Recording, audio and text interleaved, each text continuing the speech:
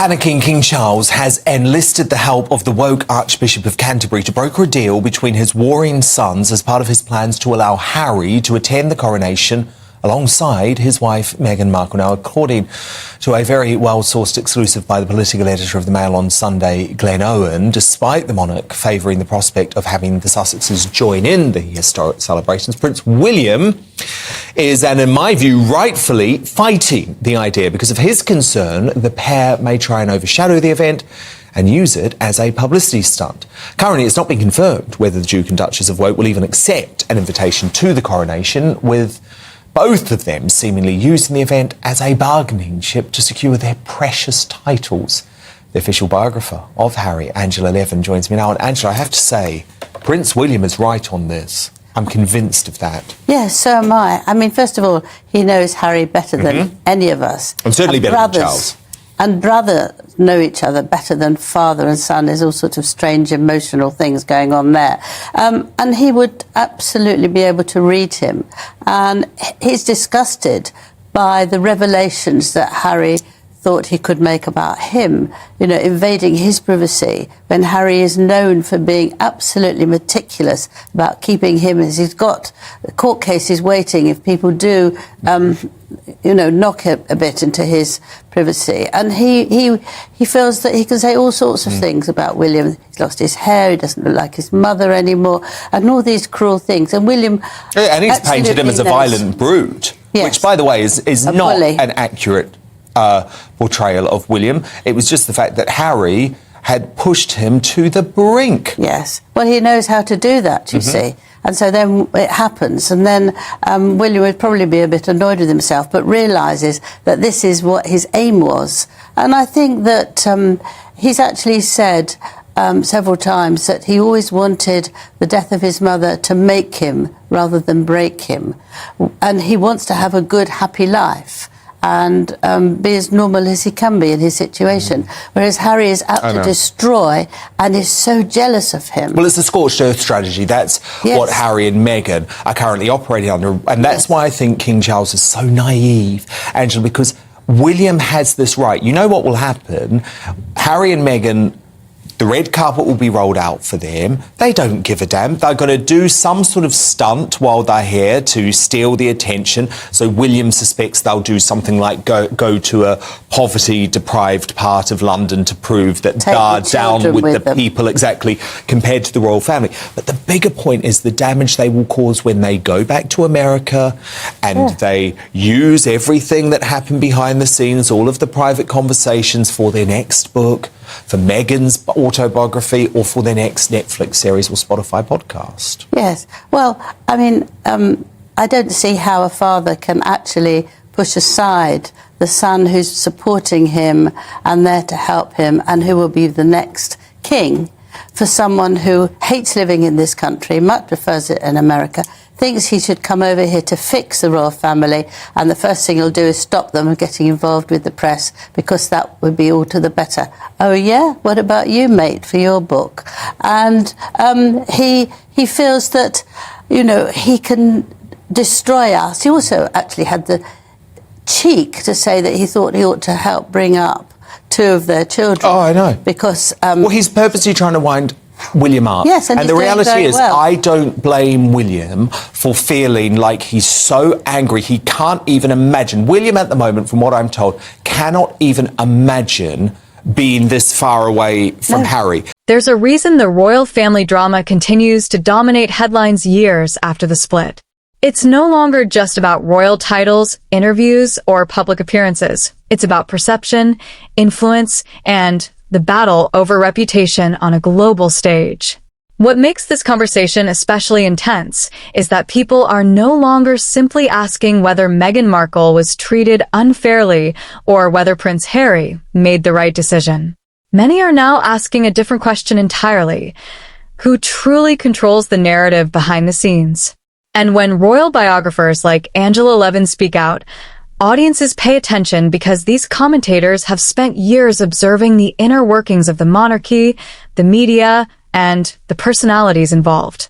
But perhaps the biggest issue here isn't even the family conflict itself. It's the growing feeling that trust between the Sussexes and the royal family may be permanently broken. One of the most... It's not fair. The despair and the anger Yes. is and he so wants big. to protect Catherine as well, who's been so and Charles should want caring to, about him. should want to protect Yes. Camilla, though. Well, the thing is, when Meghan originally joined the family, I heard from somebody very, very close that he thought Meghan was wonderful. She was a breath of fresh air, and she was fantastic, and they had so much in common. And like a lot of men, he can fall for a beautiful woman who wears quite a short dress and looks at him with her eyes up or down. I don't know how you do that.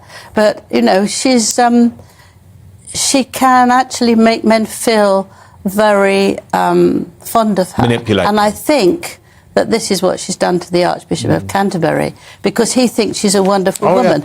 But by any means, a humanitarian, she is not, he describes her as.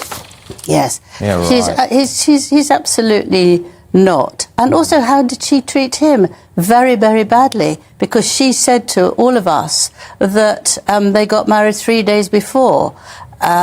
Before we all saw them 3 days later, and he got in a real state and had to make an announcement that is actually a criminal offence, and he didn't do that, and he couldn't have married twice, and there had to be 2 witnesses. I mean, he got in quite a stressful situation. So how can you like that? She would know, Harry would know that actually they didn't really get married, but it was just a statement to stir things up. And how can you then trust somebody who does that to you? It's a real trip up, isn't it? It really is.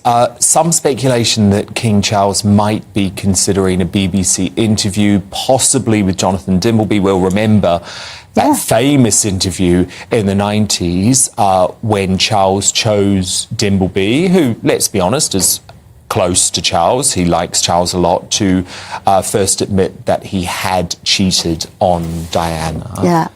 What do you think of this idea of I think it's a very bad idea. I think he and the senior royals, Camilla, William and Catherine, have all behaved with the most enormous dignity. They've carried on. They've been very busy. They've carried on what they had to do. And if you do practical things, you start forgetting all the nasty So stuff just do the keep that's calm around and carry you. on strategy. And I think that he should continue with that. It's not our business to know the details of him and Harry.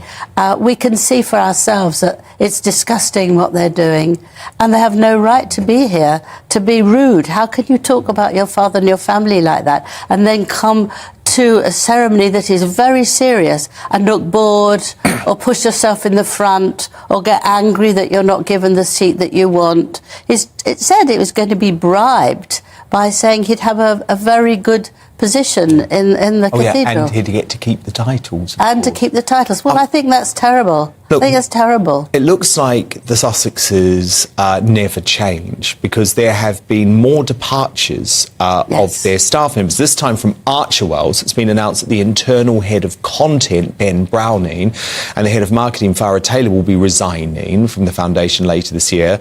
That's just 2 months after 2 other senior foundation employees resigned within 48 hours of each other. So could it be, Angela Levin, that the Sussexes are too toxic even for Hollywood? It's 16 people since they started Archwell, and they're all people who actually had very good careers. But it's not about them. Came. It's not about Harry and Meghan, Angela. It's not about them. It's everyone else. It's all of these 16 people. They're not good enough. They're not good enough. They want to do it all themselves, you see, which is fine if they want to. But if they get it wrong and they haven't got it right, they probably blame the people that they're employing. And you can see, and also Samantha Cohen, who the Queen had worked for the Queen, the late Queen, for 17 years. She gave her to Meghan to spend 6 months or a year with her to help her. She couldn't stand it. She left. Most fascinating aspects of modern royal controversies is how much they rely on branding. The monarchy today isn't just an institution. It's a carefully managed public image that survives on stability, tradition, and emotional connection with the public. Meanwhile, Meghan Markle entered the royal spotlight from a completely different world, Hollywood, celebrity culture, and modern media strategy. That created a collision of 2 systems that operate by entirely different rules. Critics often argue that Meghan understands media influence exceptionally well, perhaps better than many members of the royal family themselves. Supporters see this as intelligence and adaptability. Detractors see it as calculated image control. And that's where the fear factor comes in for some royal commentators. It's not necessarily about aggression or confrontation.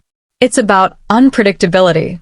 Institutions like the monarchy depend on controlled messaging, but the Sussex era introduced something the palace traditionally struggles she's not with, Miss Nice. public counter-narratives. She really isn't. For the first time in decades, royal disagreements like were Harry no did, longer is in a handled difficult quietly position, 'cause I behind think she palace brings out the walls. worst in him. They became So, global media you know, events. The if biggest that's unanswered what you question want, may not be you'll whether get a Meghan Markle surprise if you changed want the her to be royal sweet and family, nice and charming. but whether She the can royal be, family itself but was she's also already got another changing side long which is before really Meghan arrived. Scary. Well, let's just say the Sussex Survivors Club is growing by the month. Used to be an Can I exclusive join? club. Can I Now join? there's hundreds of members. I think you absolutely have a right to join. Harry's former official biographer, Angela Levin, of course. Was this conflict inevitable in a modern world where tradition collides with celebrity culture and social media influence? Or could this entire royal fallout have been prevented behind closed doors years ago? Leave your thoughts in the comments below, because this debate continues to divide audiences across the world. And if you enjoyed deep royal analysis, untold context, and the stories behind the headlines, make sure you subscribe and turn on notifications for more videos like this.